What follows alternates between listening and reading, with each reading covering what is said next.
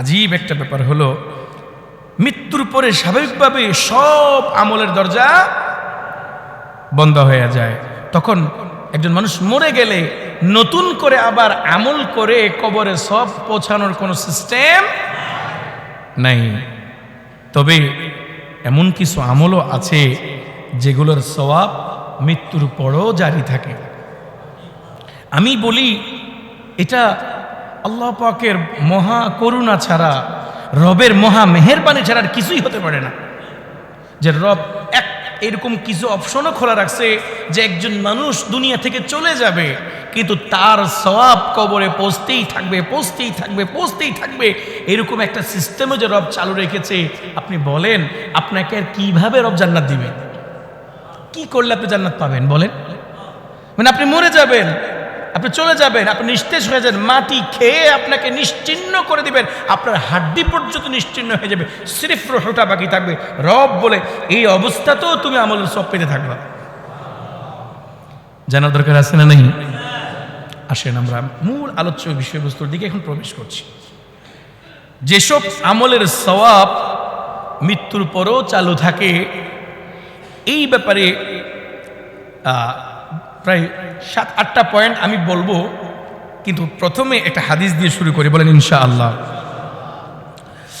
এটা সহিহ জামি' আল আলবানী, শেখ নাসিরউদ্দিন আল আলবানী রাহিমাহুল্লাহ তার সহিহের মধ্যে এই হাদিসটা এনেছেন। রাসূল বলেন,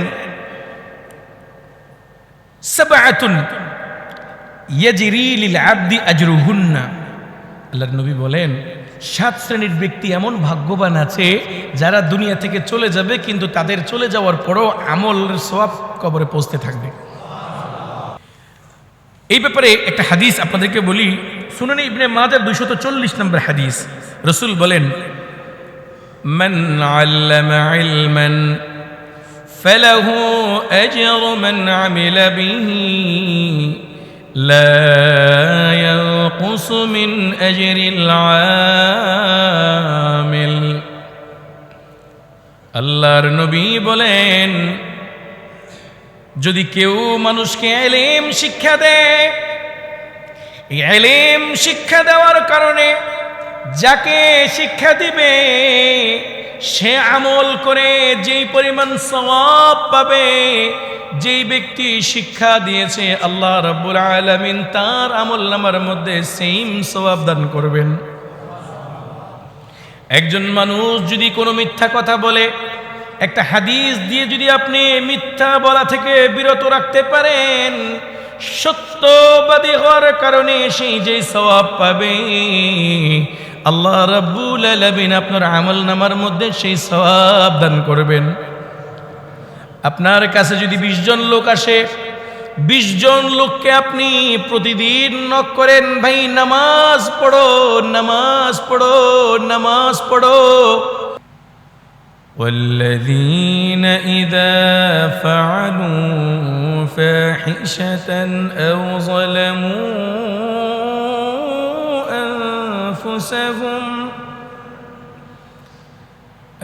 ظلموا أنفسهم ذكروا الله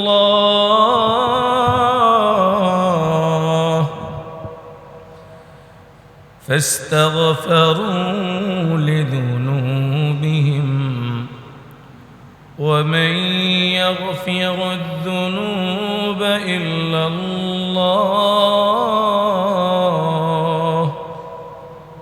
ولم يصروا على ما فعلوا وهم يعلمون.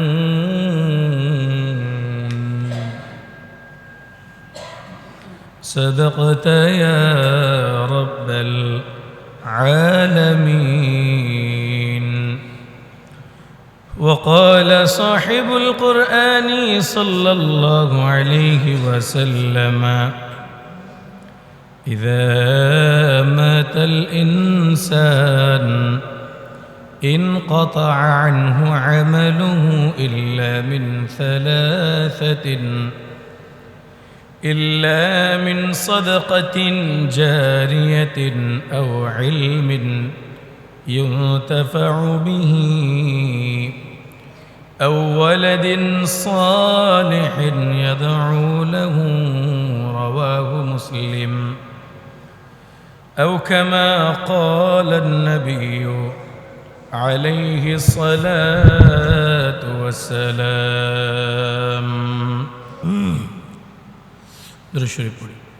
اللهم صل على سيدنا ونبينا وشفيعنا وحبيبنا ومولانا محمد صلى الله تعالى عليه وعلى آله وأصحابه وبارك وسلم. الحمد لله. আল্লাহ পাকের দরবারে শুকরিয়া আদায় করছি। আল্লাহ রাব্বুল আলামিন আমাদেরকে আজকে জুমার দিনে জুমার পূর্ব মুহূর্তে আল্লাহর হুকুম পালনার্থে মসজিদে উপস্থিত হয়ে দ্বীনের কিছু কথা বলার এবং শোনার জন্য তৌফিক দিয়েছেন। এজন্য দিল থেকে শুকরিয়া আদায় করছি। সকলে বলি আলহামদুলিল্লাহ। এই জুমা থেকে ইনশাআল্লাহ অতীব জরুরি এবং আমাদের চিরস্থায়ী লাভজনক একটা বিষয় নিয়ে আলোচনা হবে।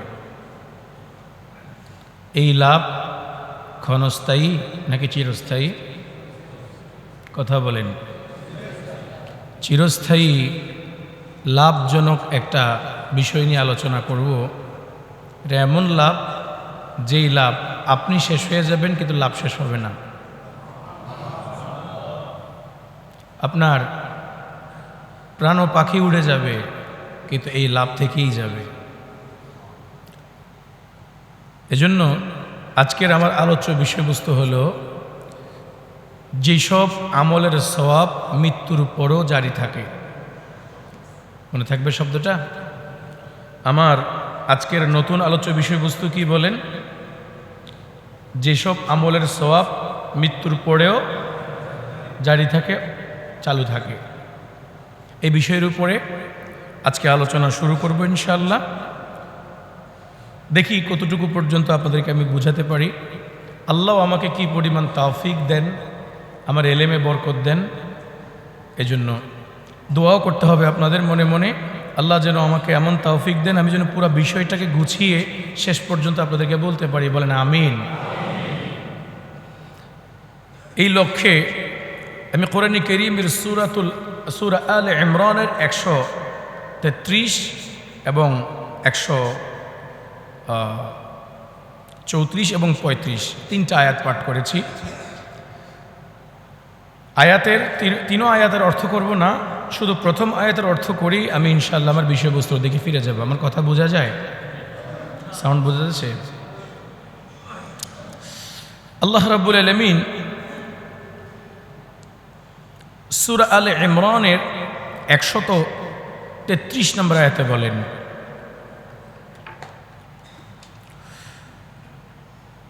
وسارعوا إلى مغفرة من ربكم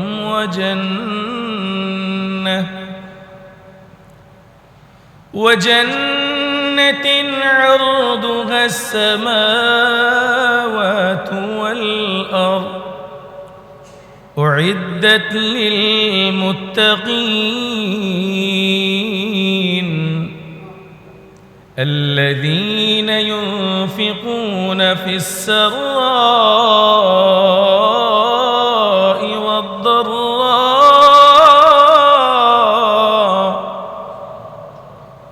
والكاظمين الغيظ والعافين عن الناس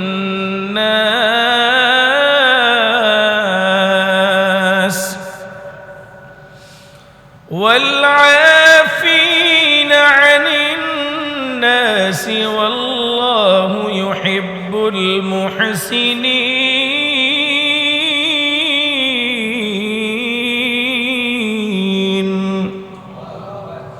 আল্লাহ পাক বলেন, দুইটা আয়াত পড়েছি 33 ও 34। আল্লাহ বলেন সারিউ ইলা মাগফিরাতিম মির রাব্বিকুম ওয়া জান্নাহ। বান্দা, এই পৃথিবীতে যদি কোনো কিছুর জন্য প্রতিযোগিতা করতে হয় তাহলে দুটা জিনিসের জন্য প্রতিযোগিতা করো। কয়টা? প্লিজ বলেন কয়টা? দুইটা। তোমরা দুইটা জিনিসের জন্য প্রতিযোগিতা করো। এক নম্বর ইলা মাগফিরাহ, দুই নম্বর ওয়া জান্নাহ। সুবহানাল্লাহ বলবেন না? এক নম্বর হলো মাগফিরাত। এক নম্বর কি? মাগফিরাত। দুই নম্বর হলো জান্নাত। এই দুটা জিনিসের জন্য তোমরা কি করো? প্রতিযোগিতা করো। তাইলে একজন মুমিন মুসলমান যদি কম্পিটিশন দেয়, কোনো অ্যাকচুয়ালি যদি চিরস্থায়ীভাবে সে সফল হতে চায়, তাইলে তাকে দুটা কাজের প্রতিযোগিতা করতে হবে। কয়টা? নাম্বার এক, নাম্বার দুই। এক নাম্বার, দুই নাম্বার জান্নাত। কারণ মাগফিরাত হলে এক লাভ, জান্নাত পেলে আরেক লাভ। কোনোটা কোনো একটা ছাড়া হবে না। মাগফিরাত ছাড়া জান্নাত হবে না, আবার জান্নাত পেলে মাগফিরাত হতেই হবে। জান্নাত পেতে চাইলে এই আয়াতে যদি আমি আরেকটা আয়াত দিয়ে ব্যাখ্যা করতে চাই, আল্লাহ পাক আরেক আয়াতে বলেন, ফামান যুহজিহা আনিন নার ওয়া উদখিলাল জান্নাহ ফাকাদ ফাজ।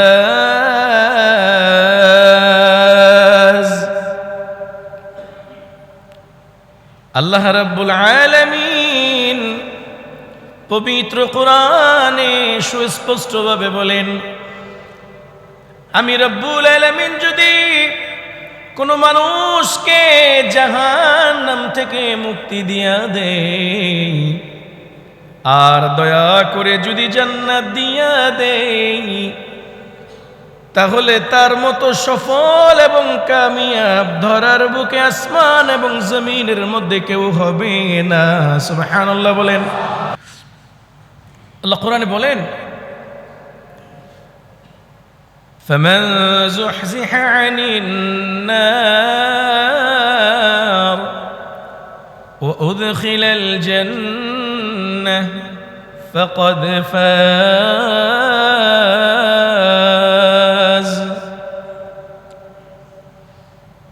যদি আল্লাহ রাব্বুল আলামিন দয়া করে, মায়া করে, মেহেরবানি করে কোন মুমিন মুসলমানকে জাহান্নাম থেকে চিরমুক্তি দিয়া দেয়, আর যদি আল্লাহর সুসজ্জিত সুন্দর চির শান্তির নীড় জান্নাত দিয়া দেয়, রব বলেন দুনিয়ার বুকে আর আসমানের জমিনে, হাসরের মাঠে, কিয়ামতের ময়দানে তার চাইতে বড় সফল এবং কামিয়াব আর কেউ হবে না। সুবহানাল্লাহ বলেন। সুতরাং জাহান্নাম থেকে মুক্তি পাবে মাগফিরাত দিয়ে। মাগফিরাত কাকে বলে? ক্ষমা করাকে মাগফিরাত বলে। আল্লাহ রাব্বুল আলামিনের সুবিশাল ক্ষমা যেই ব্যক্তি পাবে না, তার চাইতে পোড়া কপাল কেউ নাই। কারণ কি? কারণ কি? একটা হাদিস দিয়ে ব্যাখ্যা করলে বুঝবেন। আল্লাহ রাব্বুল আলামিন বলেন, রাসূলের মাধ্যমে দুনিয়ায় জানিয়ে দিয়েছেন। রাসূল আরবি বলেন, আল্লাহ ফরমাইছেন, আমি রাব্বুল আলামিন ভালোবাসাকে 100 টুকরা করেছি। কয়শো টুকরা বলেন? ভালোবাসাকে 100 টুকরা করলাম। 100টা টুকরা করে এক টুকরো ভালোবাসা আসমান থেকে ধপাস করে জমিনের বুকে ঢেলে দিয়েছি। এই 100 টুকরা থেকে বাকি 99 টুকরা আমি আল্লাহ আমার কাছে রেখে দিয়েছি। এই 100 টুকরা থেকে এক টুকরো ভালোবাসা যেটা জমিনে ঢেলে দিয়েছি, এই এক টুকরো ভালোবাসার প্রভাবে জঙ্গলের হিংস্র বাঘগুলা তার সন্তানকে লালন পালন করে, প্রেম আদর যত্ন মোহাব্বত করে। সিংহে সিংহ তার নিজের বাচ্চাকে আদর করে, সাপ তার বাচ্চাকে লালন পালন করে, মানুষ মানুষকে মোহাব্বত করে, একজন আরেকজনের জন্য জীবন পর্যন্ত দিয়ে দেয় এক টুকরো ভালোবাসার প্রভাবে। আল্লাহু আকবার বলেন। 100 টুকরার কয় টুকরা? শুধু এক টুকরা দুনিয়ায় ফেলার কারণে तमाम দুনিয়ার মধ্যে ভালোবাসার ছড়াছড়ি শুরু হয়ে গেছে। রব বলেন আমি আমার কাছে 99 ভাগ ভালোবাসা রেখে দিয়েছি। বান্দা যদি প্রশ্ন করে রব আপনি 99 টুকরা ভালোবাসা আপনার কাছে কেন রেখেছেন, রব বলেন হাদিসের মধ্যে আছে কিয়ামতের মাঠে আমি আমার গুনাহগার বান্দাদেরকে ভালোবেসে ক্ষমা করার জন্য 99 টুকরা ভালোবাসা আমি রবের কাছে রিজার্ভ রেখে দিয়েছি। সুবহানাল্লাহ বলেন। কাল কিয়ামতের মাঠে 99 টুকরা রহমত এবং ভালোবাসা দিয়ে রব আপনাকে ভালোবাসবেন। এরপরেও যদি আপনি মাগফিরাত না পান, এরপরেও যদি আমি কিয়ামতের মাঠে আল্লাহর ক্ষমা না পাই, আমার চাইতে পুরো কপাল, আমার চাইতে এত বড় নিকৃষ্ট নালায়েক আসমানের বুকার কেউ হবে না, জমিনে হবে না, কিয়ামতের মাঠে হবে না। এই জন্য প্রিয় ভাইয়েরা আমার, কিয়ামতের মাঠে সবচেয়ে গুরুত্বপূর্ণ বিষয় হলো মাগফিরাত। সবচেয়ে গুরুত্বপূর্ণ বিষয় হলো ক্ষমা, ক্ষমা, ক্ষমা। রব রাগান্বিত হবেন একবার, আর রহমত এবং ভালোবাসা দিয়ে বান্দাকে আগলে রাখবেন 99 বার। আর সুবহানাল্লাহ আসতে বলেন। ভালোবাসা এবং রহমত দিয়ে বান্দাকে আলিঙ্গন করে নিবে কয়বার? রাগ করবে কয়বার? রাগের ব্যাপারে বলেছেন লিমানিল মুলকুল ইয়াউম,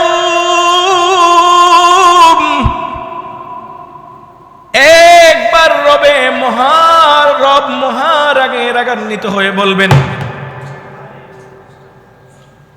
একবার রব মহারাগে রাগান, সামনে আসা যাবে না, যে যেখানে আছে ওখানেই বসেন, ডাকবেন না কাউকে প্লিজ। একবার রব মহারাগে রাগান্বিত হয়ে একটা আওয়াজ দিবেন লিমানিল মুলকুল ইয়াউম, আজকের দিনের ক্ষমতা কার, আজকের দিনের জমিদারি কার, আজকের দিনের রাজত্ব কার। এমন আওয়াজ যখন মহারাগে রাগান্বিত প্রভু দিবেন, সেই মহারাগে রাগান্বিত প্রভুর দিকে তাকিয়ে বান্দারা ভয়ে ভীত সন্ত্রস্ত হয়ে আওয়াজ করতে পারবে না। এক জমিদার আওয়াজ করতে পারবে না, কোনো ক্ষমতাধর আওয়াজ করতে পারবে না, কোনো প্রধানমন্ত্রীর আওয়াজ থাকবে না, কোনো পরাশক্তির আওয়াজ থাকবে না। সবাই ভয়ে ফেল করে রবের দিকে যখন তাকিয়ে থাকবে, রব তখন নিজে নিজে জবাব দিবে লিল্লাহিল ওয়াহিদিল কাহ্হার। আল্লাহু আকবার। রব বলবে, ডান হাতে মহাকাশ 7 আসমানকে পেঁচিয়ে, বাম হাতে 7 তবক জমিনকে পেঁচিয়ে এইভাবে ধরে বলবে লিল্লাহিল ওয়াহিদিল কাহ্হার। আজকের দিনে কেবলমাত্র শুধুমাত্র রাজত্ব মহারাগে রাগান্বিত প্রভুর হাতে। দেখা তোর ক্ষমতা পারলে আমাকে। একটা রাগ করবে, কয় রাগ? রাগ কয়বার বলেন আবার? একবার। ভালোবাসবেন? আফসোস, আফসোস, আফসোস। 99 ভাগ ভালোবাসা থাকবে, 1 ভাগ রাগ থাকবে। এই সিচুয়েশনে, এই অবস্থাতে যদি আপনার আর আমার মাগফিরাত না হয়, হঠাৎ করে আমার মানে ঘাম ছুটে গেছে কথাটা বলতে গিয়ে। একটু কল্পনা করেন তো, মানে রব 99 ভাগই ভালোবাসা দিয়েছে, আর 1 ভাগই রাগ করেছে। 1 ভাগ রাগ আর 99 ভাগ ভালোবাসা। আপনি যদি এই 1 ভাগ রাগের ভিতরেই পড়ে যান, আমি যদি এই 1 ভাগ রাগেই পড়ে যাই, 99 ভাগ ভালোবাসা কি পেলাম না? মনে রাখবেন, আমার চাইতে পোড়া কপাল কেউ হাসরের মাঠে আর হবে না। এই জন্য সূরা আলে ইমরানের 133 নম্বর আয়াতে আল্লাহ বলেছেন, ওয়াসারিউ ইলা মাগফিরাতিম মির রাব্বিকুম, 1 নম্বরে প্রতিযোগিতা করো মাগফিরাতের, ক্ষমার জন্য প্রতিযোগিতা করো। প্রতিদিন কমপক্ষে 70 থেকে 100 বার বলো আস্তাগফিরুল্লাহ, রব আমাকে ক্ষমা করে দেন, আমার মতো গুনাহগার আসমানের নিচে জমিনের উপরে কেউ নাই। মানুষ মনে করে আমি বড় মুফতি, মানুষ মনে করে আমি ইমাম, মানুষ মনে করে আমি খতিব, মানুষ মনে করে আমার চাইতে পবিত্র জীবন যাপন আর কারো নাই। কিন্তু আমি জানি আমার ভিতরে আমার কি পরিমাণ গুনাহ আছে, আমি জানি আমার কি পরিমাণ অপরাধে আমি জড়িত। আরে মানুষ যদি আমার অপরাধগুলো জানতো, নামাজ তো দূরের কথা, সমাজও জায়গা দিত না। ওহে রব, আপনি যখন এত গুনাহ গোপন করেছেন, একটু মেহেরবানি করে ক্ষমা করে দেন। আমিন বলেন। এইভাবে প্রতিদিন রবের কাছে বিনয়ের সহিত ক্ষমা চাইবেন। 1 নম্বর প্রতিযোগিতা হবে ক্ষমার জন্য, 2 নম্বর হবে জান্নাতের জন্য প্রতিযোগিতা করবেন। দুনিয়ার বিলাসবহুল বাড়ি গাড়ি হলে হবে, না হলে নাই। যেইভাবে গতার্গত হওয়া দরকার বাড়ি গাড়ি, সেইভাবে হলে হবে, না হলে নাই। হারাম হালাল নির্বিশেষে যাচাই বাছাই না করে বাড়ি গাড়ি করার প্রয়োজন নাই। আমার জান্নাত থাকলে হবে, টার্গেট হবে জান্নাত। কি হতে হবে বলেন? আর রব এই আয়াতের 133 নম্বর আয়াতের শেষে বলেন, এই 2টা জিনিস আমি রাখছি, 2টা পুরস্কার, মাগফিরাত আর জান্নাত। মাগফিরাত আর জান্নাত রাখছি কেবলমাত্র শুধুমাত্র কার জন্য? উইদ্দাত লিল মুত্তাকিন, আমি এটা ঠিক করেছি মুত্তাকিনদের জন্য। মুত্তাকি কারা? এর পরিচয় এই আয়াতের 34 নম্বর আয়াতের মধ্যে আল্লাহ পাক বিস্তারিত বলেছেন। এই আয়াতের অর্থটা কি করব, নাকি আলোচ্য বিষয়ের দিকে চলে যাব? বৈশিষ্ট্যগুলো একটু অর্থটা বলে যাই। মুত্তাকিন কারা? আল্লাহ বলেন, আল্লাযীনা ইউনফিকুনা ফিস সাররাই ওয়াদ দাররা। মুত্তাকি হলো তারা যারা প্রকাশ্যে এবং গোপনে আল্লাহর রাস্তায় দান করে। যারা কোথায় খরচ করে? আল্লাহর রাস্তায় খরচ করে। মুত্তাকিনদের 2 নম্বর বৈশিষ্ট্য। 1 নম্বর বৈশিষ্ট্য কি বলেছিলাম? সুখে দুঃখে, প্রকাশ্য অথবা গোপনে, অভাব অনটনে, সচ্ছল অবস্থায়, উভয় অবস্থায় যারা কি করে? দান খয়রাত করে। 2 নম্বর ওয়াল কাযিমিনাল গাইজ। 2 নম্বর মুত্তাকিন হলো তারা যারা গুসা চলে আসলে রাগকে হজম করে। রাগকে কি করে? কথা বলেন। রাগকে কি করে? হজম করে। 3 নম্বর মুত্তাকিনদের বৈশিষ্ট্য ওয়াল আফিনা আনিন নাস। মুত্তাকি হলো তারা যারা মানুষকে ক্ষমা করে দেয়। যারা মানুষকে কি করে দেয়? রাগ গুসা খুব দিলে লালন করে না, হিংসা বিদ্বেষ এগুলো লালন করে না। যারা মানুষকে কি করে দেয়? ক্ষমা করে দেয়। আল্লাহ বলেন, ওয়াল্লাহু ইউহিব্বুল মুহসিনিন, আল্লাহ এই ইহসানকারীদের কি ভালোবাসেন।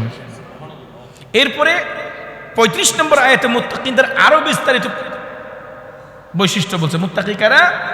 ওয়াল্লাযীনা ইযা ফাআলু ফাহিশাতান।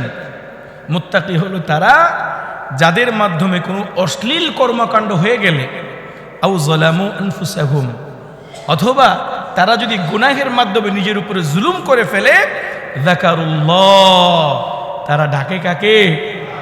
ডাকে কাকে? আল্লাহর জিকির করে, আল্লাহকে ডাকে।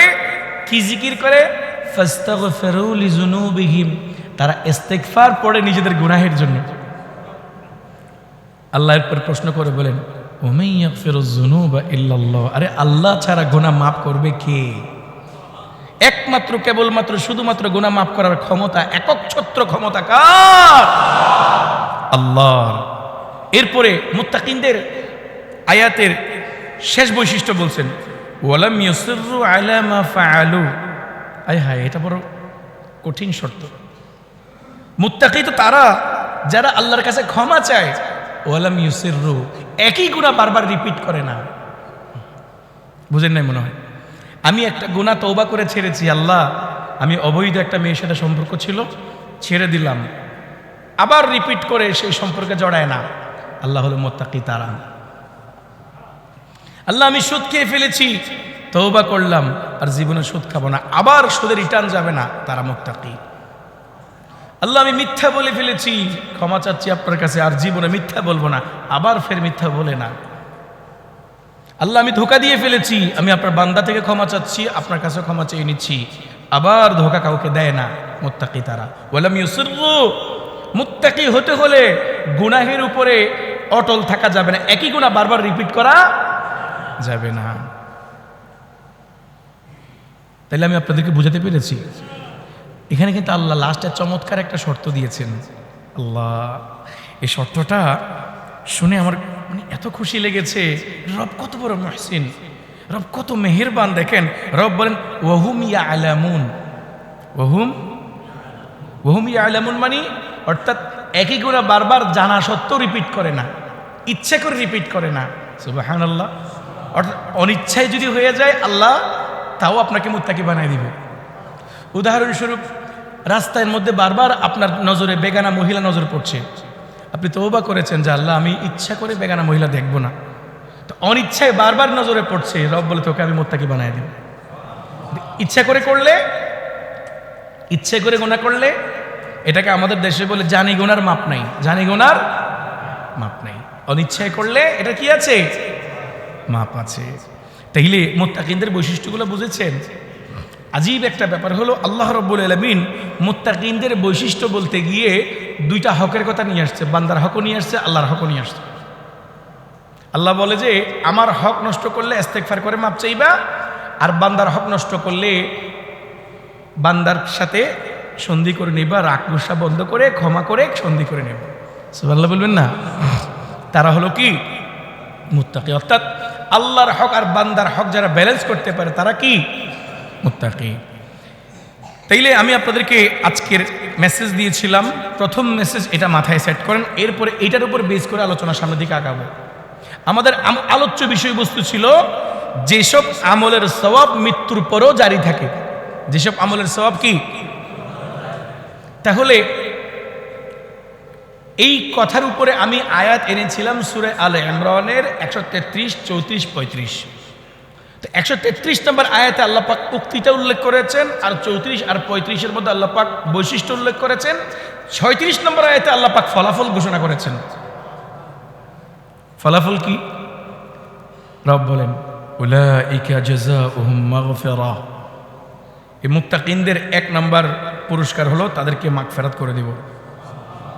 মির রাব্বিহিম, রবের পক্ষ থেকে তাদেরকে ক্ষমা করে দেওয়া হবে। এরপরে কি দেওয়া হবে? ওয়া জান্নাত, রবের পক্ষ থেকে তাদেরকে এমন জান্নাত দেওয়া হবে তাজরি মিন তাহতিহাল আনহার, যেই জান্নাতের ফ্লোরগুলো হবে গ্লাসের, ট্রান্সপারেন্ট ফ্লোর হবে। কিসের? স্বচ্ছ গ্লাসের ফ্লোর হবে। এই গ্লাস ট্রান্সপারেন্ট ফ্লোরের নিচ দিয়া মধুর নহর, দুধের নহর, পানির নহর বইবে। সুবহানাল্লাহ, রাস্তায় বলেন এমন সুসজ্জিত জান্নাত আমি রাখছি রব। এরপর বলেন ওয়া নি'মা আজরুল আমিলিন, যারা উপর লিখিত কথাগুলোর উপর আমল করবে, আহারে কতই না উত্তম প্রতিদান তাদের জন্য রয়েছে। তাইলে আমল করবেন তো ইনশাআল্লাহ? মুত্তাকি হওয়ার চেষ্টা করবেন তো ইনশাআল্লাহ? আল্লাহ আপনি আমাদের সবাইকে মুত্তাকি বানায় দেন। আল্লাহুম্মা জাআলনা মিন ইবাদিকাল মুত্তাকিন। চিল্লায়ে বলেন আমিন। প্রিয় উপস্থিতি, এই জন্য আসেন আমাদের জান্নাত পাওয়ার রাস্তাটা আর মাগফিরাত অর্জন করার যে রাস্তা, এই রাস্তা একজন মানুষের যখন দুটা চক্ষু বন্ধ হয়ে যায়, প্রাণ পাখি যখন উড়ে যায়, সাথে সাথে তার এই জান্নাত অর্জন করার রাস্তা এবং মাগফিরাত পাওয়ার রাস্তাও বন্ধ হয়ে যায়, ক্লোজড। কোনো প্রকারের আর সম্ভাবনা থাকে। আজীব একটা ব্যাপার হলো, মৃত্যুর পরে স্বাভাবিকভাবে সব আমলের দরজা বন্ধ হয়ে যায়। তখন একজন মানুষ মরে গেলে নতুন করে আবার আমল করে কবরে সব পৌঁছানোর কোনো সিস্টেম নাই। তবে এমন কিছু আমলও আছে যেগুলোর সওয়াব মৃত্যুর পরও জারি থাকে। আমি বলি, এটা আল্লাহ পাকের মহা করুণা ছাড়া, রবের মহা মেহেরবানি ছাড়া আর কিছুই হতে পারে না। যে রব এরকম কিছু অপশনও খোলা রাখছে যে একজন মানুষ দুনিয়া থেকে চলে যাবে, কিন্তু তার সওয়াব কবরে পৌঁছতেই থাকবে, পৌঁছতেই থাকবে, পৌঁছতেই থাকবে। এরকম একটা সিস্টেমও যে রব চালু রেখেছে। আপনি বলেন, আপনাকে আর কিভাবে রব জান্নাত দিবে? কি করলে আপনি জান্নাত পাবেন বলেন? মানে আপনি মরে যাবেন, আপনি চলে যাবেন, আপনি নিস্তেজ হয়ে যাবেন, মাটি খেয়ে আপনাকে নিশ্চিহ্ন করে দিবেন, আপনার হাড্ডি পর্যন্ত নিশ্চিহ্ন হয়ে যাবে, সিরিফ রুহটা বাকি থাকবে। রব বলে, এই অবস্থাতেও তুমি আমলের সব পেতে থাকবা। জানার দরকার আছে না নেই? আসেন আমরা মূল আলোচ্য বিষয়বস্তুর দিকে এখন প্রবেশ করছি। যেসব আমলের সওয়াব মৃত্যুর পরও চালু থাকে, এই ব্যাপারে প্রায় 7-8টা পয়েন্ট আমি বলবো, কিন্তু প্রথমে একটা হাদিস দিয়ে শুরু করি, বলেন ইনশাআল্লাহ। এটা সহিহ জামি' আল আলবানী, শেখ নাসিরউদ্দিন আল আলবানী রাহিমাহুল্লাহ তার সহিহের মধ্যে এই হাদিসটা এনেছেন। রাসূল বলেন, সাবআতুন ইয়াজরি লিল আবদি আজরুহুন্না। আল্লাহর নবী বলেন, 7 শ্রেণীর ব্যক্তি এমন ভাগ্যবান আছে যারা দুনিয়া থেকে চলে যাবে, কিন্তু তাদের চলে যাওয়ার পরও আমলের সওয়াব কবরে পৌঁছতে থাকবে। আচ্ছা, এখানে কবর না বলে আমি পরকালীন জগৎ বললে আরো সুন্দর হয়। কবর না বলে পরকালীন জগৎ বললে, কারণ সব মানুষ তো কবরস্থ হয় না। হয় কিছু মানুষ জাহাজের এক দুর্ঘটনায় পানিতে নিখোঁজ হয়ে যায়, তলিয়ে যায়। কিছু মানুষ বাতাসে উড়ন্ত অবস্থায় নিশ্চিহ্ন হয়ে যায়, ব্লাস্ট হয়ে, ঠিক হয় কি না? কিছু মানুষের লাশ গুম করে, হত্যা করে ফেলে দেওয়া হয়, তাদেরকে আর কবরস্থ করার সুযোগ হয় না। এই জন্য আমরা বলি যে পরকালীন জীবনেও যদি আপনি একটা সওয়াবের ফ্লো জারি রাখতে চান, তাহলে আপনাকে এই 7 শ্রেণীর ভাগ্যবান ব্যক্তির অন্তর্ভুক্ত হতেই হবে। আচ্ছা, 7 শ্রেণীর না হতে পারলে যে কোনো 1 শ্রেণীর তো হওয়া যাবে, বলেন না ইনশাআল্লাহ? দেখেন, রাসূল বলেন, সাবআতুন ইয়াজরি লিল আবদি আজরুহুন্না ওয়া হুয়া ফি কবরিহি বা'দা মাউতিহি। মৃত্যুর পরও তার কবরে, পরকালীন জগতে তার আমলের সওয়াব পৌঁছতে থাকবে। 7 শ্রেণীর মধ্যে 1 নাম্বার হলো মান আল্লামা ইলমান। 1 নাম্বার ভাগ্যবান ব্যক্তি হলো যেই ব্যক্তি মানুষকে ইলম শিক্ষা দিয়েছে। যে ব্যক্তি মানুষকে কি শিক্ষা দিয়েছে? এই যে আমরা আপনাদেরকে কোরআন হাদিস দিয়ে শিক্ষা দিচ্ছি না, হাদিসগুলা পড়াচ্ছি, হাদিসগুলা শোনাচ্ছি, তো মাদ্রাসায় পড়ানো হয়, মসজিদে পড়ানো হয়। তারপরে যেই যেই জায়গাতে মানুষকে দ্বীনের এলেম কাকে বলে মনে রাখবেন, এলেম বিদ্যাকে বলে না। এলেম শুধু জ্ঞানকে এলেম বলে না, শুধু জ্ঞানকে, কথা বুঝছেন, শুধু জ্ঞানকে কি বলে না, মনে রাখবেন। এলেম কাকে বলে? এলেম বলা হয় ওই জ্ঞানকে যেই জ্ঞানের মাধ্যমে আল্লাহ এবং তার রাসূলকে চেনা যায়। কথা বুঝছেন? এলেম কাকে বলে? ওই জ্ঞান অর্জনকে এলেম বলে যেই জ্ঞানের মাধ্যমে কাকে চেনা যায়। তো তো যেই জ্ঞান দিয়ে 9-6 করে মানুষের পকেট থেকে টাকা হাতিয়ে নেওয়া যায়, যেই জ্ঞান অর্জন করে কলমের খোঁচা দিয়ে ঘুষ খাওয়া যায়, সুদ খাওয়া যায়, 2 নম্বরই করা যায়, দেশের টাকা বিদেশে পাচার করা যায়, দেশের টাকা লুটপাট করা যায়, সরকারি মাল আত্মসাৎ করা যায়, বুঝতে হবে এই লোকটা বিসিএস ক্যাডার হলেও জ্ঞানী নয়, তার ভিতরে এলেম নাই। তার ভিতরে কি নাই? কারণ সে জ্ঞান অর্জন করেছে ঠিক আছে, কিন্তু এলেম অর্জন করতে পারে না। জ্ঞান যদি অর্জন করে থাকে, এলেম যদি অর্জন করে না থাকে, জ্ঞান থাকা সত্ত্বেও সে 2 নম্বরই করবে। কারণ সে সব চিনেছে, রবকে চিনে নাই। সবাইকে চিনেছে, তার প্রিয় রসুলকে চিনে নাই, ঠিক কি না? এই জন্য মনে রাখবেন, 1 নম্বর রসুল বলেন 7 শ্রেণীর ব্যক্তি যাদের আমলের সওয়াব মৃত্যুর পরেও কবরে পৌঁছতে থাকবে। 1 নম্বর হলো ওই ব্যক্তি যেই ব্যক্তি নিজে মানুষকে দ্বীনের ইলম শিক্ষা দিয়ে গিয়েছে। 2 নম্বর আও আজরা নাহরান, 2 নম্বর হলো ওই ব্যক্তি যেই ব্যক্তি নহরের মাধ্যমে অথবা কোনো ব্যবস্থার মাধ্যমে মানুষের জন্য পানির ব্যবস্থা করে দিয়ে গিয়েছে। সুবহানাল্লাহ বলবেন না? এই পানি যতদিন পর্যন্ত মানুষ পান করবে, আপনি চলে গেলেও এই পানির সওয়াব কবরে পৌঁছতে থাকবে। কয় নাম্বার? 3 নাম্বার আও হাফারা বিরান, অথবা কেউ যদি কূপ খনন করে থাকে। আগেরটা হলো নহর, এটা হলো কূপ। নহর মানে হচ্ছে যে প্রবাহিত খালের মতো। কিসের মতো? কেউ যদি ধরেন এটা খাল খনন করে যায়, এই খালের যত ফায়দা মানুষ অর্জন করবে, এই খাল খননের কারণে চিরস্থায়ী সব মানুষ পাবে। এরপরে হলো আও হাফারা বিরান, কেউ যদি কূপ খনন করে থাকে, এই কূপের পানি যতদিন মানুষ খাবে ততদিন সওয়াব পাবে। আও গরাসা নাখলান, অথবা কেউ যদি ফলদার গাছ লাগিয়ে যায়, এই ফলদার গাছ লাগানোর পরে এই গাছ থেকে যতদিন পর্যন্ত মানুষ ফল খাবে তার কবরে সওয়াব পৌঁছতেই থাকবে। আও বানা মসজিদান, অথবা কেউ যদি মসজিদ নির্মাণ করে থাকে, যতদিন মসজিদ থাকবে ততদিন পর্যন্ত কবরে সওয়াব পৌঁছতেই থাকবে। আও ওয়ারাসা মুসহাফান, অথবা কেউ যদি কাউকে কোরআন বা কিতাব কিনে দেয়, এই কিতাব থেকে পড়াশোনা করে মানুষকে যতদিন পর্যন্ত বুঝাবে আর মানুষ যত উপকৃত হবে, মৃত্যুর পরও এই কিতাবের সওয়াব কবরে পৌঁছতে থাকবে। এরপরে রসুল বলেন সর্বশেষ 7 নম্বর ভাগ্যবান ব্যক্তি যার কবরে সওয়াব পৌঁছতেই থাকবে। আও তারাকা ওয়ালাদান ইস্তাগফিরু লাহু বা'দা মাউতিহি, অথবা এমন সন্তান দুনিয়াতে রেখে গেছে যেই সন্তান বাবা চলে যাওয়ার পরে কবরের পাশে দাঁড়িয়ে বাবার মাগফিরাতের জন্য দোয়া করে। এই সন্তানের মাগফিরাতের সওয়াবও কবরে। এই 7 শ্রেণীর ভাগ্যবান ব্যক্তি যারা দুনিয়া থেকে চলে যাবে, তারা শেষ হয়ে যাবে কিন্তু তাদের আমল শেষ হবে না।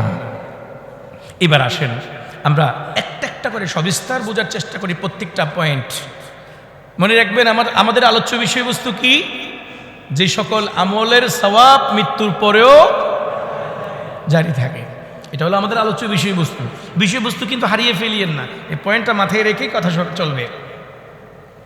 1 নম্বর মনে রাখবেন, ইলম শিক্ষা দেওয়া মানুষকে। এই ব্যাপারে আমাদের জনমনে একটা প্রশ্ন জেগে যায়, যদি না জেগে থাকে আমি জাগিয়ে দিচ্ছি প্রশ্ন, যে হুজুর ইলমের 1 নম্বর যে বিষয়টা রয়েছে এটা তো আপনারা ছাড়া কেউ পারবে না। এটা একটা ভুল ধারণা, এটা ভুল ধারণা। ইলমের খেদমত চাইলে সবাই করতে পারে। আমরা কোরআন হাদিসকে 10-15 বছর পড়ার কারণে হয়তো একটু ব্যাপক আকারে করতে পারি, আর আপনি কম পড়ার কারণে একটু কম আকারে করতে পারবেন, কিন্তু করতে পারবেন যেটা সঠিক। একটা উদাহরণ দিই, মনে করেন একটা লোক রাজনীতি করে, পলিটিক্স করে, সেটা XYZ কনভেনশনাল যে কোনো রাজনৈতিক দল করে। এই লোকটার কাছে ডেইলি কমপক্ষে 50 জন 100 জন মানুষ আসে। আচ্ছা, এই লোকটা যদি নিয়ত করে আমি প্রতিদিন কমপক্ষে একটা হলেও হাদিসের কথা তাদের সাথে শেয়ার করব, বুঝেন না এখনো? একটা ভালো করে তাদেরকে বলবো নামাজ পড়ো, এতটুকু বলা যায় নেই? সত্য কথা বলো, এতটুকু বলা যায়? তো এই পলিটিক্যাল নেতা যদি প্রতিদিন তার কাছে আগত লোকগুলাকে একটা করে হাদিস বলতে পারে, আল্লাহর কসম করে বলছি, আমরা খতিবরা এই চেয়ারে বসে যেই পরিমাণে এলেমের খেদমতের সওয়াব পাচ্ছি, উনি রাজনীতিবিদও এলেমের খেদমতের সওয়াব পাবে। আর এই একটা হাদিস যদি কেউ দিলে লালন করে, এই রাজনীতিবিদ যদি মরেও যায়, মরার পরেও যেই ব্যক্তি আমল করবে তার সওয়াব কবরে পৌঁছতে থাকবে। আমার এই কথা শোনার পরে আপনারা কি বুঝলেন? এলেমের খেদমত কি শুধু আলেমরা করতে পারে নাকি সাধারণ লোকরা করতে পারে? একজন লোক একটা কোচিং সেন্টার চালায়, কি চালায়? একটা স্কুলের টিচার, সে চিন্তা করলো যে আমি যখন একটা স্কুলের টিচার অথবা একটা প্রাইভেট টিউশন করে 3টা বাচ্চাকে পড়ায়, সে নিয়ত করলো যে আমি আমার এই বাচ্চাগুলোকে কেমিস্ট্রি পড়াবো, ফিজিক্স পড়াবো, ম্যাথমেটিক্স পড়াবো, ইংলিশ পড়াবো, এগুলোর পাশাপাশি আমি আমার এই বাচ্চাটাকে একটু কোরআন হাদিস দিয়ে নৈতিক আদর্শটাও শিক্ষা দিব। এই 3টা বাচ্চা থেকে একটা বাচ্চাও যদি তার কথায় আমলকারী হয়, নামাজি হয়, হাদিসের উপর আমলকারী হয়, এলেমের সওয়াব এই টিচার মরে যাওয়ার পরেও কবরে পৌঁছতেই থাকবে। তাইলে স্কুলে পড়ে এলেমের খেদমত করা যায় কি না? টিচার হয়ে যায় কি না? কেমিস্ট্রির টিচার হয়ে করা যায় কি না? ফিজিক্সের টিচার হয়ে করা যায় কি না? ম্যাথের টিচার হয়ে করা যায় কি না? একজন পলিটিশিয়ান হয়েও করা যায় কি না? যায়। এই জন্য মনে রাখবেন, 1 নাম্বার রসুল সিরিয়ালের মধ্যে 1 নাম্বার আনছে চিরস্থায়ী মুক্তি যে জ্ঞান দিয়ে অর্জন হয়, সেই জ্ঞানের চর্চা যারা করে 1 নাম্বার হলো তাদের মৃত্যুর পরেও কবরে সওয়াব পৌঁছতে থাকে। উদাহরণস্বরূপ আমি যদি আপনাদেরকে বলি, আমি হাদিস পড়েছি, সর্বশেষ বুখারীর হাদিসটা পড়েছি শাহ আল্লামা আহমদ শফী থেকে। আমি ব্যক্তিগতভাবে সর্বশেষ বুখারীর যে হাদিস, কালিমাতানে হাবিবাতান ইলার রহমান খফিফাতান আলাল লিসান সুবহানাল্লাহি ওয়া বিহামদিহি সুবহানাল্লাহিল আযীম, ভুল হতে পারে, যতটুকু বলে যতটুকু শুদ্ধ, কোনো শব্দ পড়ে যেতে পারে। এই সর্বশেষ যে হাদিস, এই হাদিসটা আমি পড়েছি আমার উস্তাদ মুহতারাম মরহুম মগফুর আল্লামা শাহ আহমদ শফী হাটাজারি মাদ্রাসার, যিনি মুহতামিম ছিলেন, অনেক বড় আল্লাহর বলে, তার কাছ থেকে পড়েছি। আচ্ছা, আমার মতো এরকম লক্ষ লক্ষ ছেলেরা হুজুরের কাছে পড়েছি কিনা? তা আমি শাহ আল্লামা আহমদ শফী রাহিমাহুল্লাহ থেকে হাদিস পড়ে আজকে ওয়ারিশ সদগর মসজিদে আপনাদেরকে হাদিস বোঝাচ্ছি। বুঝেন না এখনো? আমি হাদিস পড়েছি শাহ লোকমান হাকিম থেকে, তো তার কাছ থেকে বুখারী পড়ে আমি আপনাদেরকে বোঝাচ্ছি। তাইলে আপনাদের মধ্যে কমপক্ষে 1000-এর উপর লোক নাই 3 ফ্লোরে? এই 1000-এর উপর লোকের মধ্যে কি 100 লোকও কি আমার হাদিসের উপর আমল করে না? আমার পঠিত হাদিসগুলোর উপরে কি 100 লোকও আমল করে না? এই 100 লোকের আমলের সওয়াব প্রথমে আমার আমলনামায় ঢুকে, আবার আমার আমলনামা থেকে আল্লাহ রাব্বুল আলামিন কোনো সওয়াব কমতি না করে হুবহু এই অংশটা আমার উস্তাদ আল্লামা আহমদ শফীর আমলে ঢুকায় দেয়। আবার আল্লামা আহমদ শফী রাহিমাহুল্লাহ তিনি পড়েছেন ভারতের দেওবন্দ হুসাইন আহমদ মদনী রাহিমাহুল্লাহর কাছে। তা আল্লামা আহমদ শফীর আমলনামা থেকে আল্লাহ রাব্বুল আলামিন পুরো অংশটাকে আবার কপি করে পেস্ট করে দিয়ে দেয় শাহ হুসাইন আহমদ মদনী রহমতুল্লাহের আমলনামাতে। হুসাইন আহমদ মদনী রহমতুল্লাহের আমলনামা থেকে আল্লাহ রাব্বুল আলামিন আবার তার উস্তাদ থেকে তার উস্তাদ, এইভাবে চেইন অফ কমান্ড আপনারা খেয়াল করতে পারেন। এই পুরো চেইনে যারা আল্লাহর নবী থেকে এই পর্যন্ত হাদিসের খেদমত করেছে, আমার থেকে শুরু করে আল্লাহর নবী পর্যন্ত সবার আমল নামার মধ্যে এই সওয়াবগুলো পৌঁছতেই থাকে অনবরত, কিন্তু তারা দুনিয়াতে নাই। নাই। আচ্ছা বলেন, তিজারাতান লান তাবুরা, লাভজনক বিজনেস পৃথিবীতে আর কি হতে পারে বলেন? এই জন্য প্লিজ আমি আপনাদেরকে অনুরোধ করব, যেই পেশায় আছেন না কেন, একটু হলো একটা হাদিসের হলো খেদমত করে যান। পারবেন না ইনশাআল্লাহ? হ্যাঁ ইনশাআল্লাহ, জোরে বলেন। বিশেষ করে কয়েক শ্রেণীর মানুষকে আমি অনুরোধ করবো। 1 নাম্বার যারা রাজনীতিবিদ, পলিটিশিয়ান যারা, তাদেরকে বলবো আপনারা একটু হাদিস পড়েন। আপনাদের অনুসারী যারা, তাদেরকে 1টা 2টা করে হাদিস শিখান। আপনাদের জন্য জান্নাত অর্জন করা যেই সহজ, আর আপনাদের মাধ্যমে আপনাদের কর্মীদেরকে আদর্শবান বানানো যে পরিমাণ সহজ, এটা আলেমরাও পারবে না। উদাহরণস্বরূপ আমি যদি এখন কিছু রাজনৈতিক পোলাপাইনদেরকে কন্ট্রোল করতে চাই, পারবো? কিন্তু এখানে যদি একজন নেতা চলে আসে, মনে করেন ছাত্র দলের ছেলেগুলাকে যদি এখন এখানে একটা গ্যাঞ্জাম লাগে, কন্ট্রোল করতে চাইলে যদি ডাইরেক্ট আমির খসরু মাহমুদ সাহেব চলে আসে কেউ আওয়াজ করবে? তাইলে কি বোঝা গেল? মুফতি ইজহার এই ছেলেগুলোকে কন্ট্রোল করতে যত সহজ, একজন রাজনীতিবিদ আসলে পানি ভাতের মতো, ঠিক কি না? তাইলে একজন রাজনীতিবিদ চাইলে সাথে সাথেই সে এলেমের খেদমত করতে পারে ডেইলি 1000 গুণ বেশি, বরঞ্চ কিছু কিছু ক্ষেত্রে আলেমের চাইতেও বেশি খেদমত করতে পারে। এজন্য আমি অনুরোধ করব যারা যারা যারা যারা 1 নম্বর রাজনীতিবিদ, 2 নম্বর যারা টিচার, বাংলা টিচার হন, অঙ্কের টিচার হন, ইংরেজির টিচার হন, যে কোনো সাবজেক্টে পড়েন না কেন, আপনি নিজে কিছুটা কোরআন হাদিসের উপরে জ্ঞান অর্জন করে আপনি আপনার স্টুডেন্টদেরকে সাময়িক জ্ঞানগুলা দেন। এক্ষেত্রে আপনি ইলমের খেদমতের সাস্টেইনেবল একটা সওয়াব আপনি পাবেন, মনে থাকবে ইনশাআল্লাহ। 2 নাম্বার। 3 নাম্বার হলো আপনি আপনার অধীনে যারা রয়েছে প্রত্যেকের কিন্তু অধীনে কেউ না কেউ আছে, আছে না নেই? কেউ না থাকলে আপনার বাচ্চা তো আছে, বউ তো আছে, স্টাফ আছে। আপনি তাদেরকে 1-2টা করে হাদিস শোনান, অথবা হাদিস পড়ানোর ব্যবস্থা করে দেন, অথবা হাদিস কিনে দেন, তারা পড়ুক, অফিসে হাদিস রাখেন। এতে কি হবে? এতে ইলমের খেদমতের সওয়াব আপনি পেয়ে যাবেন, মনে থাকবে ইনশাআল্লাহ। এই ব্যাপারে একটা হাদিস আপনাদেরকে বলি, সুনানে ইবনে মাজাহ 240 নম্বর হাদিস। রাসূল বলেন, মান আল্লামা ইলমান ফালাহু আজরু মান আমিলা বিহি লা ইয়ানকুসু মিন আজরিল আমিল। আল্লাহর নবী বলেন, যদি কেউ মানুষকে ইলম শিক্ষা দেয়, এই ইলম শিক্ষা দেওয়ার কারণে যাকে শিক্ষা দিবে সে আমল করে যেই পরিমাণ সওয়াব পাবে, যেই ব্যক্তি শিক্ষা দিয়েছে আল্লাহ রাব্বুল আলামিন তার আমলনামার মধ্যে সেম সওয়াব দান করবেন। একজন মানুষ যদি কোনো মিথ্যা কথা বলে, একটা হাদিস দিয়ে যদি আপনি মিথ্যা বলা থেকে বিরত রাখতে পারেন, সত্যবাদী হওয়ার কারণে সেই যে সওয়াব পাবে আল্লাহ রাব্বুল আলামিন আপনার আমলনামার মধ্যে সেই সওয়াব দান করবেন।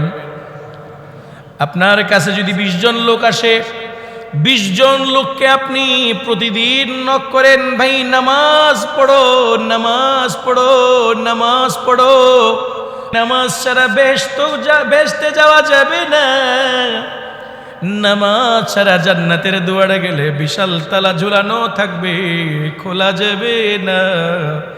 একটা হাদিস যদি আপনি বলতে থাকেন, আল্লাহর কসম করে বলতে পারবো 5টা লোক যদি নামাজি হয়ে যায়, এই 5 লোকের আমল নামার মধ্যে যেই পরিমাণ নামাজের সওয়াব হবে আল্লাহ রাব্বুল আলামিন আপনার আমল নামার মধ্যে সেম সওয়াব দান করবে। হাদিসের শেষ অংশে বলেন, ওয়ালা ইয়ানকুসু মিন আজরিল আমিল। আল্লাহ রাব্বুল আলামিন আমলকারীকে যেই পরিমাণ সওয়াব দিবে, উপদেশদারিকারীকেও সেই পরিমাণ সওয়াব দিবে। কারো আমলের মধ্যে কারো বিনিময়ে কোনো কমতি হবে না, কারো বিনিময়ে একটুও কমতি হবে না। এই জন্য ইলমের খেদমত করবেন তো ইনশাআল্লাহ। কয় নাম্বার গেল? 1 নম্বর। তাইলে মৃত্যুর পরেও কবরে সওয়াব পৌঁছার জন্য 1 নম্বর হলো আপনি ইলমের খেদমত করতে হবে। কিসের খেদমত ভাই? নাম্বার 2, ইজরাউন নাহর, অথবা নহর জারি করা, অর্থাৎ নদী খাল ইত্যাদি খনন করা। নদী খাল ইত্যাদি কি করা? খনন করা। যেমন আমাদের এখানে জলাবদ্ধতা চলতেছে, এই জলাবদ্ধতা নিরসন করার জন্য সিটি কর্পোরেশন কাজ করছে, কিন্তু সিটি কর্পোরেশনের পাশাপাশি কোনো বিত্তশালী লোকেরা যদি বলে আমাদের এই খালটাকে আমরা রেগুলার জারি রাখবো, এতে কি করা লাগবে? এতে মাসে আমি 1 লাখ টাকা খরচ করলে হবে, তা আমি 1 লাখ টাকা খরচ করব। কিন্তু এই খাল কি থাকতে হবে? প্রবাহিত থাকতে হবে, এটাকে একেবারে জ্যাম করে দেওয়া যাবে না। রাসূল বলেন, এই আমল করে যদি আপনি একটা খালকে পরিপূর্ণ জিন্দা করতে পারেন, এই খালের মাধ্যমে যত মানুষ উপকৃত হবে, আল্লাহর কসম মসজিদ নির্মাণ করে যেই সওয়াব, খাল জারি করে দিলে একই সওয়াব। আমরা তো মনে করি খালি মসজিদের টাইলস কিনে দিলে সওয়াব, আমরা তো মনে করি শুধু মসজিদের ফ্যান লাগাইলে সওয়াব। না, সওয়াবের আরো জায়গা আছে। জনকল্যাণমূলক স্থায়ী যেই কোনো কাজ আপনি করে দিবেন, সব কিছুর সওয়াব মসজিদের মতোই আপনি পাবেন। বুঝেন না এখনো? বুঝছেন কথা? এই জন্য গ্রামগঞ্জে যদি হয় তাহলে এখানে সওয়াব অর্জন করার আরেকটা ভিন্ন দিক থাকতে পারে। যেমন আমরা আমাদের ইয়ের মধ্যে, এই ক্ষেতের মধ্যে স্কিম দিয়ে পানি দিতে হয় না? এই বিভিন্ন রকমের নহর জারি করে বিভিন্ন রকমের ছোট্ট ছোট্ট ছোট্ট ছোট্ট এগুলো কি বলে, ড্রেন। এই ড্রেনগুলো করে ক্ষেতের মধ্যে পানি দিতে হয়। অনেক গরিব লোকেরা আছে, তাদের খরচ দিয়ে এগুলো করতে পারে না। কোনো পয়সাওয়ালা যদি চিন্তা করে ফসলাদি ভালো হওয়ার জন্য আমি অমুক গরিব মফস্বল এলাকায় ড্রেন করে দিবে, স্থায়ী ড্রেন, যে ড্রেনের মাধ্যমে তাদের ক্ষেতের মধ্যে রেগুলার পানি যাবে, এই কাজও যদি করে দেয়, এই চাষিদেরকে এই উপকার করলে আল্লাহ রাব্বুল আলামিন আপনি মরে গেলেও কবরের সওয়াব দিতেই থাকবে। বুঝেন এগুলা? প্রিয় ভাইয়েরা আমার, চাষাবাদে পানি দেওয়ার জন্য যদি ক্ষেত খামারের মধ্যে আপনি ড্রেনের ব্যবস্থা করে দেন, এতো আপনি কি পাবেন? স্থায়ী সওয়াব পাবেন। এই জন্য খালি মসজিদ মসজিদ মসজিদ মসজিদ, মাদ্রাসা মাদ্রাসা মাদ্রাসা এগুলোর পিছনে না দৌড়াইয়া এই সমস্ত সওয়াবের পিছনে কিছু দৌড়ানো চাই। এরকম মানুষের সংখ্যা খুব কম। কিছুদিন আগে, বছর কয়েক আগে, একজন মহাদানবীর লোকের সাথে যে মানুষকে দান করে কিন্তু মানুষকে বলে না, আমাদের মসজিদেও তার অনেক অবদান রয়েছে, তার বাবার অবদান আছে। একদিন বসছিল, বসার পরে কোত্থেকে আইডিয়াগুলো আসে জানি না, আমি বসা ছিলাম, বলে যে ওনার XYZ এক আত্মীয়কে বলে যে, চাচু এই কাজটা, চাচু এই খালগুলাকে পরিষ্কার করে দিলে কেমন হয়? খালগুলাকে পরিষ্কার করে দিলে কেমন হয় আমরা যদি করে দিই? মানে আমার আজীব লাগে। তখন আমার এই হাদিসটা মনে পড়লো যে এই লোকটার মাথায় এই জিনিসটা আসলো কেমনে। আপনাদের এলাকার লোক খাল পরিষ্কার করার জন্য তিনি নিজে উদ্যোগ নেওয়ার জন্য প্রস্তাব করছেন। এই যে মাথার মধ্যে এই আইডিয়াগুলো আসা, এটা কিন্তু কোটিতে কয়েকজনের আসা। আমরা প্রত্যেকেই দাবি করতে জানি, হরতাল করতে জানি, তারপরে এটাকে অবরোধ করতে জানি, জ্বালাও পোড়াও করতে জানি, সব করতে জানি, কিন্তু পকেটের টাকা খরচ করে মানুষের উপকার করাটা জানি না। বড় আফসোস, বড় আফসোস। এই জন্য মুহাম্মদ সাল্লাল্লাহু আলাইহি ওয়াসাল্লামের আদর্শে যদি কেউ আদর্শিত হয়, আল্লাহর কসম করে বলে তার ভিতরে আইডিয়াগুলো আসবে। তাইলে 2 নম্বর কি? ইজরা উন্নাহার। আপনি পুরা করতে না পারেন, যতটুকু পারেন অতটুকু করে দেন। আরে কোদাল দিয়ে 2টা কূপ দিতে পারেন, পরিশ্রম তো করতে পারেন, যতটুকু পারেন অতটুকু করে দেন। আপনি না, অতটুকু করবে না, উল্টা কি করবে জানেন? যার বিল্ডিং এর সামনে খাল আছে না, ময়লা ফেলতে ফেলতে ফেলতে ফেলতে চর বানায় ফেলবে। এই কয়েকদিন আগে আমাদের এইখানকার খালগুলা পরিষ্কার হয়েছে। এই 7 তলার গোড়া ইয়াটা আছে না, এই পরিষ্কার করে ময়লা স্তূপ করে রাখছে, দেখছেন না আপনারা? আমি আজকের জুমাতে আপনাদেরকে বলে দিলাম, কয়দিন রাখে খালি দেখবেন। মাস বলবো না, মাস না, কয়দিন। আজীব পাবলিক। আরে এই একটা দেশের 80% জনগণ যদি ডিস্টার্ব হয়, এই দেশটাকে সোজা করবে কেমনে? 80% জনগণ যদি চিন্তা, সবগুলাই যদি ময়লা খালে গিয়ে ফেলে। আচ্ছা, খাল কি ময়লা ফেলার জায়গা? আপনারা নাম বলেন, আমি তো পৃথিবীর উন্নত দেশগুলোতে যাই নাই, যারা গেছেন তারা বলেন, পৃথিবীতে এমন দেশে আছে না যে দেশের খালের মধ্যে নৌকা চলাফেরা করে? কোথায় আছে? মালয়েশিয়াতে আছে মনে হয়, ব্যাংককও মনে আছে না? ওদের খালগুলার পানিগুলা মুখ দিয়ে কুলি করা যাবে। ওখানে ওনারা অ্যাকুরিয়ামের কালার ফিশ ছাড়ে, মাছ ছেড়ে দেয় সৌন্দর্যের জন্য। নালার মধ্যে, নালার সৌন্দর্য দেখার জন্য কালারিং ফিশ ছাড়ে। তার মানে তাদের নালাগুলা কি পরিমাণ পরিষ্কার। আর আমরা, বাপরে বাপ, এই পশ্চিম পাড়াতে একটা পুকুর আছে, কিছুদিন আগে যাওয়ার সময় নাক চিপ দিয়ে গেছিলাম আমি। এই পুকুরের মধ্যে ময়লা ফেলতে ফেলতে ফেলতে ফেলতে চর লাগাই ফেলছে পুকুরে, খাল তো পরে আসতেছে। এত অসচেতন যদি এক দেশের মানুষ হয়, এত ডার্টি আচরণ যদি এক দেশের মানুষ করে, এত নোংরা আচরণ যদি 80% মানুষ করে, এই দেশে তারেক রহমান না তো, এই দেশে যদি আবার শহীদ প্রেসিডেন্ট জিয়াউর রহমান সহ পৃথিবীর সমস্ত প্রেসিডেন্টগুলোকে চিন্তা করে দেয়, দেশ সোজা করতে পারবে না। কে সোজা করবে এই দেশ? আপনি ঠিক নাই, আমি ঠিক নাই, প্রধানমন্ত্রী কি করবে? প্রধানমন্ত্রী কি 7 তলার খালে এসে বসবে? কথা বলেন না কেন? উনি কি 7 তলার খাল পরিষ্কার করবে? তো কি করবে? আপনাকে আমাকে সচেতন হতে হবে। প্লিজ, ইজরাউন নাহার যদি করতে না পারেন, খাল যদি আপনি প্রবাহিত করতে না পারেন, অন্তত আজকে একটা আজমে মুসম্মম করেন, জাম করবেন না। নালা যদি আপনি প্রবাহিত রাখতে না পারেন, পরিষ্কার রাখবেন, এই কথাটা একটু আজকে দিলে ধারণ করেন। আমি অন্য মসজিদের মুসল্লিদের কথা বলতে চাই না, আমি আমার মসজিদের কথা বলতে চাই। তো ইধার উধার কি না বাত কর, ইয়ে বতা কে কাফিলা কেউ লুটা, মুঝে রহজনু সে গিলা নেই, তেরা রাহবরি কা সওয়াল হ্যায়। আমি এদিক সেদিকের কথা বলতে চাই না, আমার আল্লাহ আমাকে যেটা প্রশ্ন করবে আমি সেটাকে নিয়ে বলতে চাই। আমি বলতে চাই ওয়ারিশনগর মসজিদের মুসল্লিরা আজকে থেকে প্রতিজ্ঞা করবে, একটা পাউরুটির প্যাকেট, একটা পলিথিন আজকে থেকে নালাতে ফেলবো না। ইনশাআল্লাহ বলছে 50 জন, সবাই একসাথে ইনশাআল্লাহ বলেন। জনকল্যাণমূলক কোনো জায়গায় এগুলো ফেলবো না। আমি প্রতিদিন মাগরিবের পরে এই প্রায় 19 দিন 21 দিন যাবৎ আমার ওয়াইফ অসুস্থ হওয়ার কারণে ডাক্তারের কাছে নিয়ে যাচ্ছি, প্রতিদিন মাগরিবের পরে যাই। এই কথাটা বলে দিলাম এই জন্য অনেকে মনে করবে আমার ওয়াইফ মনে কোথাও চাকরি করে, হুজুর মাগরিবের পরে বলে কই যায়। তো এই জন্য কথাটা বলে দিলাম, উনি চাকরি করে না, চাকরি আমাকে করতে হয়। তো আমার ওয়াইফকে নিয়ে আমি যাচ্ছিলাম। আপনারা জানেন, আমি কেউ যদি একটা ভালো কাজ করে ভালো কাজের দাঁত দিতে হয়। তো আমাদের জাম্বুরি পার্কটা মাশাআল্লাহ আগ্রাবাদের জন্য একটা সম্পদ। মানুষজন হাঁটতে পারে, চলতে পারে, সুন্দর ব্যায়াম করতে পারে। আমি রেগুলার দেখি এই জাম্বুরি পার্কের বাইরে মাগরিবের পরে দাঁড়িয়ে দাঁড়িয়ে দেওয়ালের সাথে ঘষে ঘষে ফলাফাইনটা প্রস্রাব করে। ওই দিন দেখলাম একজন জেন্টলম্যান মোটরসাইকেল রাখছে ফার্মেসিতে, মেবি কোনো ওষুধ কোম্পানির লোক হবে, কারণ তার পিছের ব্রিফকেস এবং ইয়া দেখে শিশু হাসপাতাল থেকে মেবি বের হইছে।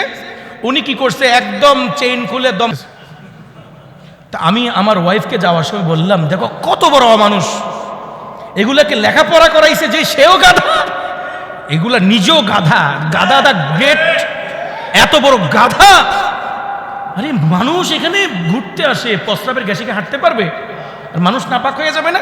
এই জাম্বুরি পার্কের ওয়ালের সাথে দাঁড়ায় দাঁড়ায় দাঁড়ায় দাঁড়ায় একদম ওয়াল কালার করতেছে, প্রস্রাব করতেছে। আচ্ছা বলেন, এই দেশটাকে কেমনি সোজা করবেন আপনি বলেন? এই পার্ক দিয়েছে মানুষ বসে একটু শান্তির কথা বলার জন্য, ব্যায়াম করার জন্য, এইখানে সে অশান্তির প্রস্রাব করতেছে। আচ্ছা এই জাতি কি ঠিক হবে বলেন আপনি? বাদাম খাবি তুই, তো লেকের মধ্যে ফেলাসকে চুলকা, কথা বুঝেন না মনে হয়। জাম্বুরি পার্কের ভিতরে লেকগুলা কেন দিয়েছে? কারণ পানি দেখলে মানুষের চোখে একটু শীতলতা আসে, হৃদয়ে শান্তি আসে। এগুলো কিন্তু আমি আজাইরা কথা বলতেছি না, এগুলো ধর্মীয় কথা। কারণ একজন মানুষকে সচেতন করা একজন ইমামের দায়িত্ব মসজিদে। আপনাকে লেকটা দিয়েছে, আপনি বসে আপনার বউকে নিয়ে একটু বসবেন, একটু বাতাস খাবেন, লেকের দিকে তাকিয়ে থাকবেন, পানির বিশালতা দেখলে আপনার হৃদয়টা একটু বিশাল হবে। এই তো না, কতক্ষণ কফ ফেলে, কতক্ষণ ওই বাদামের ঠোঙ্গা ফেলে, কতক্ষণ বাদামের চুল খোসা ফেলে, কতক্ষণ এইটা ফেলে, কতক্ষণ এটা ফেলে। 3 দিনের ভিতরে লেক আর নাই, লেকের অক্সিজেন শেষ, মাছও মরে যায়, লেকও শেষ। আছে না নেই? ভাই প্লিজ, 52 বছর এই দেশটা সোজা হয় নাই, আর নষ্ট করিয়েন নাই দেশটাকে। একটু সচেতন হন, প্রত্যেকে এটা নিয়ত করেন যে আমার এই দেশকে ক্লিন অ্যান্ড গ্রিন আমি রাখবো। সরকার রাখবে না, মেয়র রাখতে পারবে না, আমি রাখতে হবে। যতক্ষণ পর্যন্ত আপনি নিজে থেকে সচেতন না হবেন ততক্ষণ পর্যন্ত কোনো ডান্ডাবেরি, কোনো সাইনবোর্ড, কোনো নোটিশ আপনাকে, নাকি ওই যে আমাদের ওস্তাদ বলছিল ওই লোকের মতো করবেন, এক জায়গায় লিখে দিছে এখানে প্রস্রাব করিবেন না, করিলে 50 টাকা জরিমানা। তো এই এক লোক দাঁড়াইয়া দেখে মতো প্রস্রাব করা শুরু করছে। কিরে ভাই, তুমি এখানে প্রস্রাব করা আরম্ভ করলা কে? দেখো না, প্রস্রাব না করলে 50 টাকা জরিমানা লেখছে। কেমনে লেখলো? দেখ এখানে প্রস্রাব করিবেন, না করিলে 50 টাকা জরিমানা। কথা বুঝেন নেবেন। এই নাটা পড়ছে কিসের সাথে? পরেরটার সাথে, আগেরটার সাথে আর মিলায় নাই। এখানে প্রস্রাব করিবেন, না করিলে কয় টাকা জরিমানা। এরকম করবেন। আমার মনে হয় যেই যেই জায়গাগুলোতে প্রস্রাব করে না, আপনারা নিজ উদ্যোগে একটা কাজ করবেন প্লিজ। আমি অনুরোধ থাকবে, আল্লাহ যাদেরকে পয়সা দিয়েছে একটা নতুন উদ্যোগ নেন, সেইখানে একটা হাদিস লিখে দেন আরবি এবং বাংলা। কি করবেন? মানে একটা হাদিস লিখে দিবেন আরবি ক্যালিগ্রাফি দিয়ে, নিজে বাংলাতে অর্থ লিখে দিবেন, দেখবেন আর জীবনে পেশাব করবে না। এটা ছাড়া আর কোনো পদ্ধতি আছে? নাই। মানে যেই যেই পাবলিক প্লেসে মানুষ প্রস্রাব করে দেয় এবং জায়গায় ময়লা ফেলে দেয়, ওই জায়গার মধ্যে এক নাম্বার টেকনিক হলো কোরআনের আয়াত লিখে দাও। ঠিক আছে? নালায় এবং খালে আর পুকুরে আমরা কোনো পলিথিন, কোনো বর্জ্য, কোনো ময়লা ফেলবো না। সবাই ইনশাআল্লাহ বলেন। দুতলায় যারা আছেন তারাও বলেন ইনশাআল্লাহ। তিনতলায় যারা আছেন তারাও বলেন ইনশাআল্লাহ। এই ছোট্ট ছোট বাচ্চারা, এই নালার মধ্যে কোনো পলিথিন ফেলা যাবে না। ঠিক আছে? এই ছোট সোনামণিরা শুনতেছো? এই তোমরা শুনতেছো? নালাতে কোনো পলিথিন ফেলবে না, কোনো ময়লা ফেলবো না, কোনো কাগজ ফেলবো না, কোনো কিছু ফেলবো না। এগুলা পানির ফ্লো ঠিক রাখার জন্য, পানির আপ ডাউন ঠিক রাখার জন্য। আমাকে এখানে কোনো ময়লা ফেলতে পারবো না। পারা যাবে ইনশাআল্লাহ? তাইলে আমি 2 নম্বর পয়েন্টে যে কথাটা বললাম, ইজরা উন্নাহার, নালা খাল ইত্যাদি প্রবাহিত রাখা, এটা একটা স্থায়ী স্বভাবের কাজ। যদি আমরা এটাকে প্রবাহিত করতে না পারি, অন্তত প্রবাহমান গতিটাকে আমরা বন্ধ করব না ময়লা ফেলে। এতটুকু পারবো ইনশাআল্লাহ? আচ্ছা, আপনাদেরকে আরেকটা দায়িত্ব দিই। গালাগালি করবেন, হ্যাঁ মহিলারা বেশি ফেলায় বাসা থেকে, জালনা থেকে। আপনারা আপনাদের মা বন্ধুকে সচেতন করবেন। এটা বড় গুনাহের কাজ বলবেন। জালনার পিছন দিয়ে খালের মধ্যে ফেলতে মানা করবেন। পারবেন না মহিলাদেরকে বলতে এটা? এই মসজিদ থেকে গিয়ে কি শিখাবেন? এগুলোই তো শিখাবেন। জালনা দিয়ে থুতু ফেলবে না, ময়লা ফেলবে না, কাগজ ফেলবে না। পিছনে খাল থাকুক আর মানুষ থাকুক, পিছনে নালা থাকুক আর মানুষ থাকুক, ময়লা ফেলা যাবে না। ময়লা নির্দিষ্ট জায়গায় যাবে। মনে থাকবে ইনশাআল্লাহ? আচ্ছা, এইটা একটা রিকোয়েস্ট করলাম। দ্বিতীয় রিকোয়েস্টটা করে আমি আলোচনা শেষ করছি আজকে। দ্বিতীয় রিকোয়েস্ট হলো, আপনারা যারা আলোচনা শুনেছেন, ঝগড়া করা ছাড়া মানুষকে বাধা দিতে পারবেন না? বলতে পারবেন তো, ভাই এই খালটাকে কয়েকদিন আগে পরিষ্কার করা হয়েছে, আর ময়লা না ফেলি। এটা বলা যাবে না ইনশাআল্লাহ? ভাই নালার মধ্যে কাগজ না ফেলি, এটা বলা যাবে না ইনশাআল্লাহ? আল্লাহ রাব্বুল আলামিন আমাদের সবাইকে এমন আমল করার তৌফিক দান করুক, যেই আমলের মাধ্যমে আমি মরে যাব কিন্তু আমার সওয়াব চলতে থাকবে।